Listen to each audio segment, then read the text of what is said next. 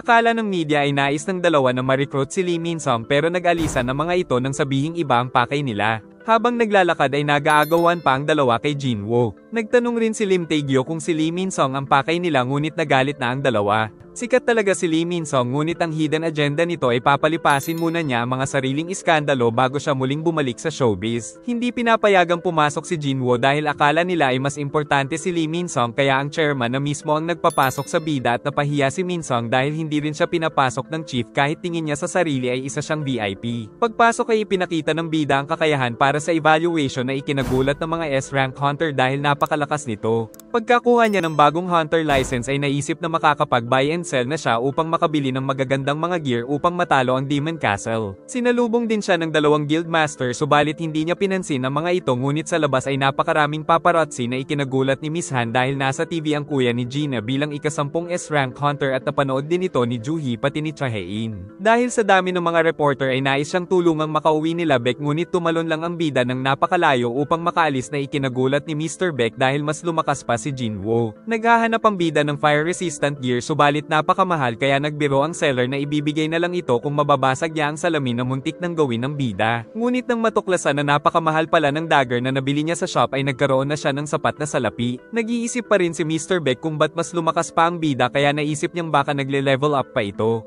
Naiinis si Gina dahil pinuputakte daw sila ng media ngunit nagpaalam lang si Jinwoo na mawawala ng 1 linggo at saktong pagdating ni Jinho ay sinabi ng bida na ito ang makakatrabaho niya. Pagsapit ng gabi ay inutusan ni Jinwoo ang isang high-orc general na bantayan si Gina habang wala siya saka nagtungo sa rooftop at nagpatrol gamit ang mga kawal. Samantala sa malayo ay lumilipad ang isang halimaw. Nalaman ni Jinho na patuloy pa rin sa pagpapalakas ang bida saka ito bumaba sa destinasyon at isinuot ang mga artifact na nabili tapos nagkaroon ng bagong quest na patayin ang Demon Monarch. Samantala ang ama ni Jinho ay biglang nakaramdam ng pagkahilo. Kaya na ospital nang wala sa oras dahil mahina pala ang kanyang katawan sa exposure sa magic power. Napakalaki ng isang halimaw sa 76th floor kaya pinalabas ni Jinwoo si Fang na may kakayahang magpalaki na agad na gumamit ng napakalakas na mahika na ipinangtapos sa malaking halimaw. Samantala magkasama ang dalawang hunter nang abangan sila ng napakalakas na monster ant. Ang mga alagad lang ni Jinwoo ang pinahanap niya sa floor entry permit nang malaman na may pumapatay sa mga alagad at ang sinunod ng malakas na kalaban ay ang grupo ni Tank na nakita mismo ng bida kung paano pinagkakatay. Kaya nagpakita ang bida at agad na inatake nito subalit nasipa niya ang kalaban na tumalsik at napatay pa ang dalawang alalay nito dahil dito ay natakot ang pinuno nila sa ating bida. Subalit inatake pa rin siya ng kalaban hanggang sa madakot ang mukha nito at bago pa mapatay ay sumuko ito sa bida na nalamang isa palang babae na nagmakaawa sa buhay. Pinabayaan naman ito ng bida pero muling umatake kaya sinalag ito ng hunter. Kaya nangako itong hindi na niya uulitin. Pinalutang naman ito ng bida at tinanong sa floor entry permit. Sagot nitong itinago ito ng kanyang pamilya at ibibigay ito sa bida kung hindi sila papatayin. Kaya nagbanta ang bida na totohanin nito ang sinabi. Samantala pinagpapatay na ng ant monster ang isang syudad.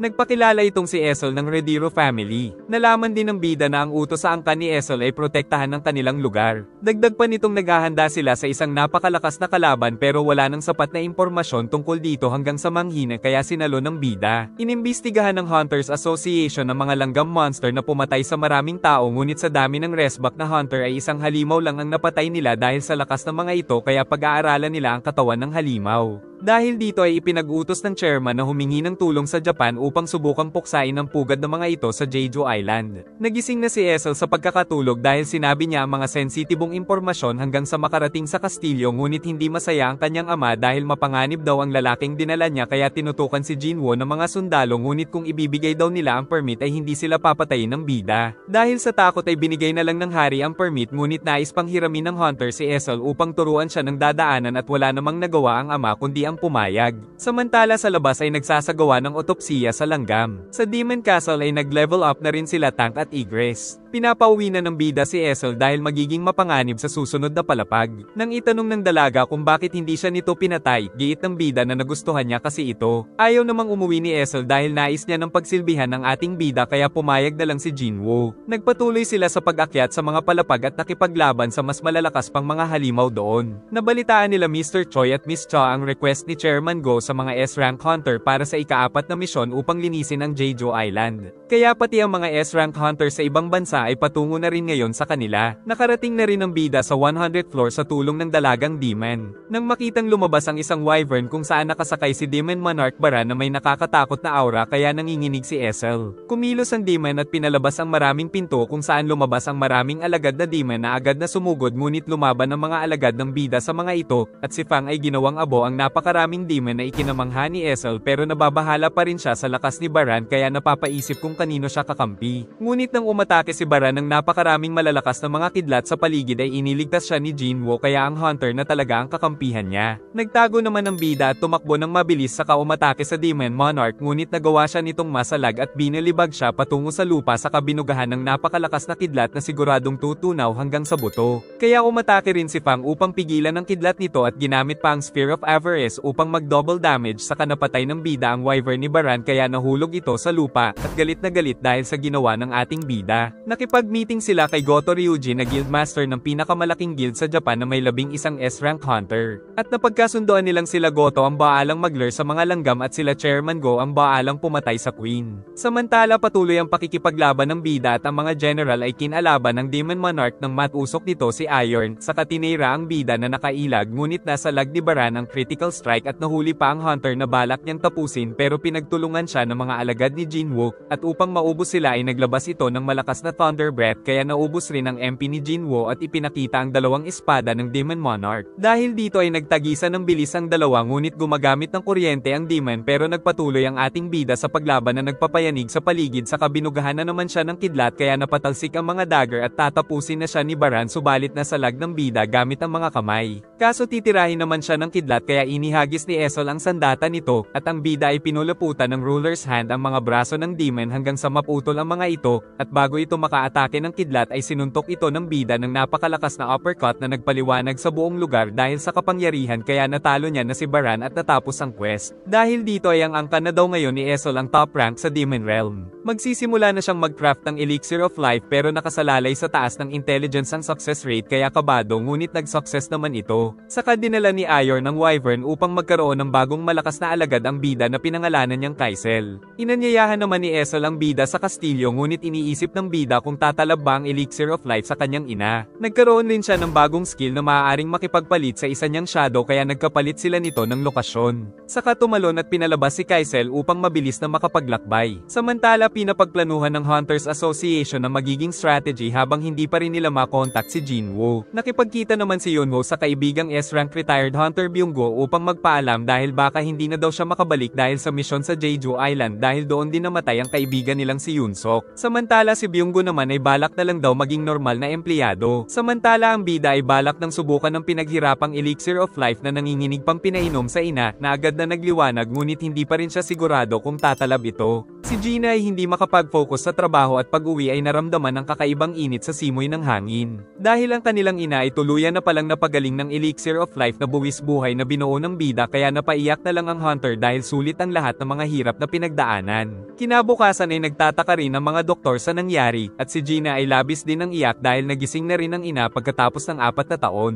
Pinaliwanag ni Chairman Go ang strategy na ang mga S-rank hunter ang haharap sa misyon sa Jeju Island at ang mga A-rank pababa ay mangangalaga sa proteksyon ng mga tao. Pag-uwi sa bahay ay napakadugyot ng mesa dahil kay Gina. Masaya ang bida sa kinalabasan ng pagsisikap pero kinakabahan siya kung merong kapalit ang paggamit ng Elixir of Life. Natuwa sila Chairman Go dahil nagpunta rin si Thomas Andre na National Authority Hunter ng Amerika pero palaisipan kung nais talaga nitong tumulong. Nakausap na rin ito si Jinwoo tungkol sa Jeju Island mission nang maramdaman ng power surge dahil nagsasanay ang mga S-rank hunter sa gymnasium kung saan kasparing ni Yunho si Dongwook na master ng Fame Guild. Giit ni Mr. Choi na nagpipigil lang si Yunho ng lakas nito. Nandoon din ang Knights Guild saka dumating ang Draw Sword Guild na puro S-rank hunter ang mga miyembro. At napansin naman ng mga ito ang kakaibang aura ng ating bida. Tapos nadismaya daw ang mga ito sa dalawang naglalaban. Saka lumapit ang Knights Guild na i-rank hunter lang ang master kaya minaliit ng mga Japanese at nagkaroon pa ng konting diskusyon. Kaya nagpa siya silang magkaroon ng munting 5 versus 5 friendly match bilang warm-up para sa kanilang mapanganib na misyon. Nag-enjoy ka ba? Mag-like and subscribe at pindutin ang bell para updated ka sa susunod na upload. Sana ay nagustuhan nyo at mag-like and subscribe ka na rin para muha-muha chup-chup.